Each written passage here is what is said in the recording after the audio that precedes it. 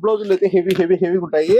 చెప్పేది ఏం లేదు అక్క, ఇంకా స్టార్ట్ చేసేసినాను. ఇంకా ప్రతి అక్క చెల్లెమ్మలకి ఏమి కావాలన్నా, ఆడపడుచులకు అనంతపురంలో ఏది కావాలన్నా బ్రాండెడ్ నారాయణ తెప్పిస్తాడు, బ్రాండెడ్ నారాయణ ఇస్తాడు. అమ్ముకుని అక్క చెల్లెమ్మకి శారీస్ చూడండి, హెవీ క్వాలిటీలో ఉన్నాయి.